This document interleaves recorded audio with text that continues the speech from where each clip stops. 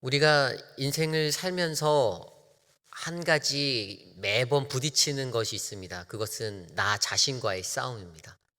내가 가지고 있는 모습들, 또 나의 삶의 그러한 내 성격과 어떤 기질들로 인해서 날마다 부딪히게 되는 게 바로 우리들의 마음이지요. 더욱이나 예수 그리스도를 믿는 그리스도인으로 살아가는 사람들은 아마 그러한 부딪힘과 그러한 마음의 두려움들이 항상 찾아올 거라 저는 그렇게 믿습니다. 하나님의 말씀을 접하기 때문에 그 말씀 안에서 비춰진 나의 모습이 그렇게 나를 다시금 생각하게 하고 되돌아보게 하고 바꾸게 한다라는 것. 인생이라는 것은 죽을 때까지 나 자신과의 싸움의 연속인 것 같습니다. 그러한 것이 우리의 인생이지요.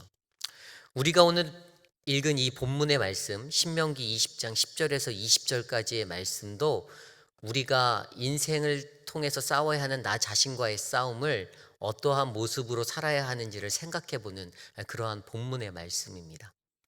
오늘 말씀은 가나안의 입성을 앞둔 이스라엘 백성들에게 하나님께서 그들이 그 땅에 나아갈 때 그 땅에 있는 성읍들을 차지하게 될 것들에 대해서 이야기하십니다. 그리고 그 성읍들을 차지할 때 하나님께서는 분명히 그들을 진멸하라고 말씀하십니다. 하지만 항상 생명을 사랑하시고 생명을 소중히 여기시는 하나님이시기에 그냥 무조건 진멸하라가 아니라 오늘 우리가 읽은 10절 말씀처럼 내가 어떤 성읍으로 나아가서 치료할 때에는 그 성읍에 먼저 화평을 선언하는 그러한 모습들을 가지라고 이야기합니다. 어떠한 것에 있어서 무조건 들이닥쳐서 그것을 진멸하고 쳐서 패하게 만드는 것이 아니라 그들에게 다시 한번 하나님께로 돌아올 수 있는 기회를 주는 것, 그것이 하나님께서는 전쟁을 앞둔 이스라엘 백성들에게 먼저 가르쳐 주셨던 것입니다. 하나님이 얼마나 생명을 사랑하시고 소중히 여기시는지를 우리가 잘 알 수 있는 대목이지요. 근데 그때 문제가 생길 수가 있습니다. 그들에게 화평을 선언하였음에도 불구하고 만약에 11절에 그들이 화평하기로 회답하고 너를 향하여 성문을 열었을 때는 모든 것들이 잘 이루어질 수 있습니다. 그들에게 조공을 받으라고 이야기하였고요. 그리고 너희들을 그들로 하여금 섬기게 하라라고 그렇게 이야기해 주십니다.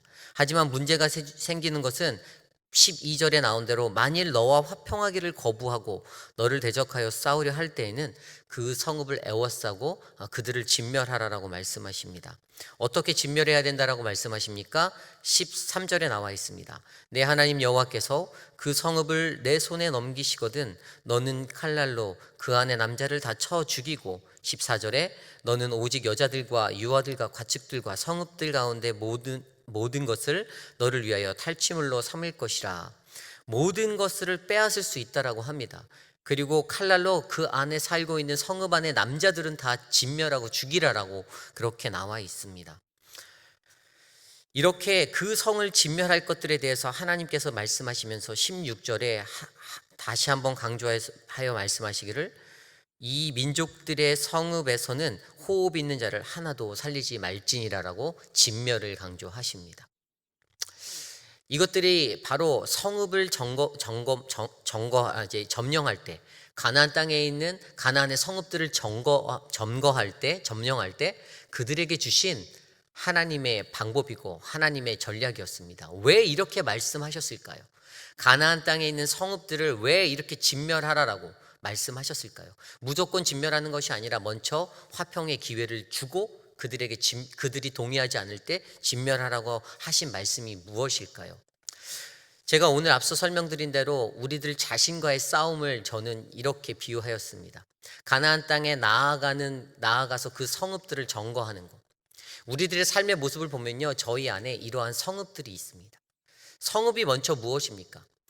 구약 시대 이스라엘 시대 때의 성읍은요, 바로 각 족장을 중심으로 한 그러한 족속들이 모여서 살아가는 그러한 공동체였습니다.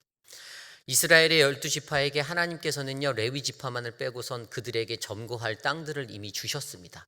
그들이 점령해야 하는 땅들을 분배해 주셨습니다. 그리고 그것이 너희들의 분깃이 된다라고 이야기하셨고 그 기업을 받아 너희들이 살아라라고 이야기하셨습니다. 그러한 성읍들이 바로 그들이 살아가는 터전입니다. 우리들의 삶을 빗대어 볼 때 저는 우리들 스스로의, 우리들의 육신, 우리들의 몸, 우리들이 갖고 있는 모든 것들이 그러한 성읍이라 생각합니다. 하나님이 우리에게 주신 분깃이 바로 우리들의 모습입니다. 우리들의 모습을 가지고 우리들이 세상에서 살아갑니다. 하나님이 우리에게 주신 그 분깃을 가지고 우리가 살아갑니다. 그런데 세상 속에서 과연 우리들이 갖고 있는 이 성읍의 모습들은 어떻게 세워져 가고 있는지를 이 말씀에서 우리가 비추어 보자라는 것입니다.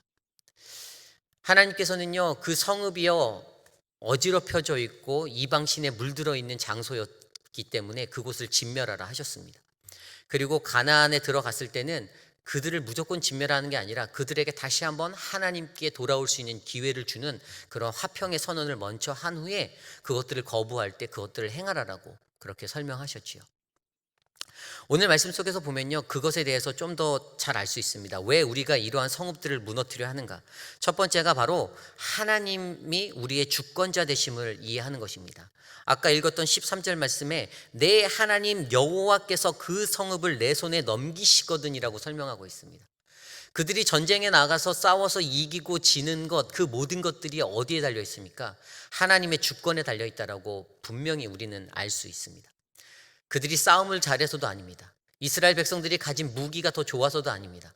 가나안에 사는 그 족속들이요, 12 정탐꾼이 다녀왔을 때 그 거민들은 우리보다 더 큽니다, 더 거대합니다, 두렵습니다라고 10명이 고백하였지 않습니까? 그 정탐꾼들의 고백 속에, 보고 속에서도 그들을 상대할 수 없는 족속이 이스라엘이었습니다. 이스라엘에게 하나님이 승리를 주신다라고 말씀하신 것들은요, 이스라엘의 뛰어남 때문이 아니라 하나님의 권력, 하나님의 주권이 뛰어나기 때문입니다. 하나님의 주권이 완전하기 때문입니다. 그것들을 믿느냐 믿지 않느냐, 인정하느냐 인정하지 못하느냐가 바로 우리들의 성읍을 대하는 우리들의 자세에 가장 먼저 필요한 모습이라는 것이죠. 하나님의 주권을 먼저 인정하는 것이 바로 우리들에게 주신 우리들의 성읍을 하나님의 것으로 인정하며 살아갈 수 있는 그러한 모습이 될 수 있음을 기억하셔야 합니다. 이것이 바로 첫 번째의 모습이죠. 그렇다면 두 번째의 모습은 무엇입니까? 두 번째의 모습은요, 바로 죄와의 단절, 죄의 차단에 대해서 이야기해 주십니다. 오늘 말씀 18절 말씀입니다. 이는 그들이 그 신들에게 행하는 모든 가증한 일을 너희에게 가르쳐 본받게 하여 너희의 하나님 여호와께 범죄하게 할까 함이니라. 왜 그들을 진멸하라 하셨는지 말씀해 주시지 않습니까? 그들의 것들을 본받아서 그들의 것들 때문에 물들어서 그렇게 살아갈까 봐, 전염돼서 범죄하며 살아갈까 봐 하나님이 그 죄의 차단을 원하시기 때문에 이렇게 말씀하십니다. 진멸하라고 말씀하셨던 것입니다.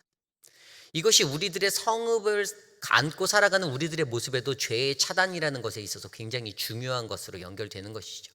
날마다 죄의 차단을 위해서 노력해야 합니다. 날마다 죄와 싸워야 합니다. 그래야지 나의 성읍, 내가 살아가는 내 성읍이 건강하고 거룩하게 지켜질 수 있는 것입니다. 계속해서 우리가 범죄할 수밖에 없는 것이 무엇입니까? 세상에 너무나도 좋은 문화들이 있지 않습니까? 세상에 너무나도 유혹이 많지 않습니까? 하나님의 것이 아니라 내가 하고 싶은 것들대로 하며 살아갈 수 있는 것들이 기회가 너무나도 많이 있지 않습니까? 그런데 하나님께서는요, 그것들을 진멸하라고 이야기하시는 것입니다. 이 죄의 차단의 문제가 반드시 우리들의 성읍을 지키고 우리들의 성읍을 보호하는 것에 있어서 따라가야 한다는 사실이죠. 그렇다면 마지막 세 번째는 어떠한 모습일까요? 그것은 바로 자신을 돌아봄입니다. 오늘 말씀 19절 20절입니다. 너희가 어떤 성읍을 오랫동안 애워싸고 그 성읍을 쳐서 점령하려 할 때에도 도끼를 둘러 그곳의 나무를 찍어내지 말라. 이는 너희가 먹을 것이 될 것임이니 찍지 말라. 수목이 사람이냐? 너희가 어찌 그것을 애워싸겠느냐? 다만 과목이 아닌 수목은 찍어내어 너희와 싸우는 그 성읍을 치는 기구를 만들어 그 성읍을 함락시킬 때까지 쓸지니라. 약간 어려운 말씀인 것 같습니다. 19절 20절 말씀은 무엇을 말합니까? 여기에 나오는 과목과 수목에 대해서 이 19절 20절 말씀을 통해서 과목이 사용되어야 할 것, 수목이 사용되어야 할 것들에 대한 정확한 분별력을 가지라는 것입니다. 우리들의 분별력이 흐트러질 수 있다는 것들을 이야기합니다. 내가 생각하는 무분별한 행동들이 거기서 나올 수 있다는 것입니다. 과목은요, 풍성한 열매를 맺기 위해 사용되어져야 합니다. 그래서 그 열매를 따먹고 우리의 생계를 유지할 수 있는 그런 풍성함을 누려야 하는데 사용되어져야 합니다. 그런데 그 과목에 무엇을 합니까? 도끼질을 한다라고 나와 있습니다. 그들의 판단이 흐려졌습니다. 무분별해졌습니다. 오히려 수목을 찍어내서 성읍을 쌓는 기구로 그렇게 사용되어져야 하는데, 그렇게 사용돼야 하는데 과목을 도끼로 베는 그러한 어긋난 행위를 하고 있는 무분별한 행동들이 일어나는 것입니다. 이것을 통해서 우리는 자신을 돌아보아야 한다는 것을 생각할 수가 있습니다. 내 성읍을 지키기 위해서, 내 성읍을 완벽하고 거룩한 것으로 지키기 위해서 나의 무분별한 행동을 절제하고 판단할 수 있는 금하시는, 그래서 현재를 위해 과실나무에 도끼질을 하는 그러한 어리석은 자들이 되지 않는 그러한 사람들이 될 수 있도록 우리들을 하나님께서 말씀으로 지켜주신다는 사실입니다. 내 자신을 돌아보는 계기가 바로 이러한 것들 안에서 일어나야 한다는 것입니다. 내 행동, 내 삶, 어떻게 살고 있는가? 과연 하나님이 원하시는 뜻대로 내 삶의 모습이 그렇게 무분별한 모습이 아니라 분별력 있는 모습으로 살아가고 있는가?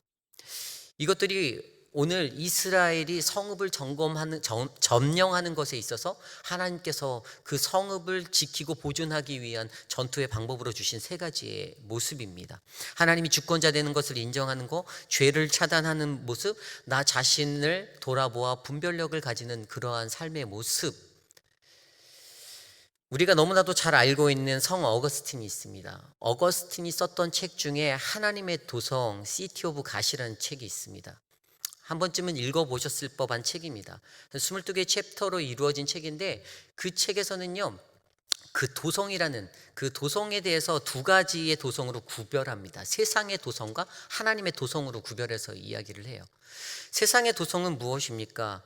그 당시에 이 책이 쓰여진 배경이 그 로마 천년 제국이라고 불리는 로마 제국의 멸망 앞에서 로마 제국의 멸망이 기독교 때문이 아니다라는 것을 변증하기 위해서 어거스틴이 이 책을 썼습니다.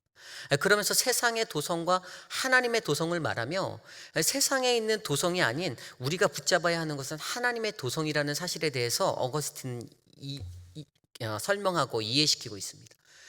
수많은 사람들이 세상에 살 때는요, 세상의 도성이 영원할 거다라고 생각을 합니다. 로마 제국, 그 강력했던 나라도, 제국 중에서 가장 강력하다고 볼 수 있었던 그 로마 제국도 천년의 시간을 끝으로 사라졌습니다. 그런 것이 인간의 세상의 논리는 그냥 세상 속에서 내가 부유하고 내가 잘되고 내가 번영하고 나는 흥할 수 있다라는 확신을 갖고 살아갈 수 있지만, 하나님의 도성 안에서 살기 원하는 것은요, 바로 세상의 도성이 그렇게 무너져 갈 때 바로 그 무너진 그 자리에 하나님의 도성이 복음으로 세워질 수 있다라는 것들을 우리에게 말씀해 주는 것입니다. 우리들 스스로도요, 그러한 인생을 살고 있습니다. 내가 세상 속에서 세상의 도성을 내 안에 짓고 살아가면 내 안에 세상의 성읍이 쌓아져 갑니다. 세상의 유익한 것과 세상에서 줄 수 있는 달콤함들을 내 안에 두는 그 성읍으로 나를 만들어가면 그냥 나는 그렇게 세상의 한 사람으로, 문명화된 한 사람으로 그렇게 살아가는 것입니다. 그런데 하나님의 도성을 그 안에 쌓기 위해서 살아간다라면 말씀으로 만지고 복음으로 나를 채워 그러한 인생이 될 수 있다는 사실입니다. 성경에서 이런 것들을 가장 잘 나타내는 이야기가 창세기 11장의 바벨론 사건 아닙니까? 사람들이요, 홍수 사건으로 너무 당한 그 기록이 있었습니다. 크게 하나님 앞에 심판을 받았던 그 기억들이 그들에게 있었어요. 그래서 그들이 스스로 탑을 쌓는 겁니다. 근데 그 탑을 쌓는 데는 그들의 기술력이 발달된 테크놀로지가 있습니다. 진흙을 이겨서 쌓았던 거, 벽돌을 만들었던 거, 그냥 벽돌을 만들었던 것도 벽돌을 이제 굽는 기술이 발달돼서 벽돌을 좀 더 단단하게 만들 수 있었고요. 그냥 진흙을 이겨서 이렇게 했던 것에 이제 역청이라는 것들을 개발해서 역청으로 벽돌을 쌓을 수 있는 기술이 돼서 그들이 탑을 쌓아서 높이 올라가서 우리가 하나님같이 되자라는 사상으로 갔던 거 아닙니까? 우리가 이제는 다시는 물로 그렇게 심판당하는 것들을 당하지 말자.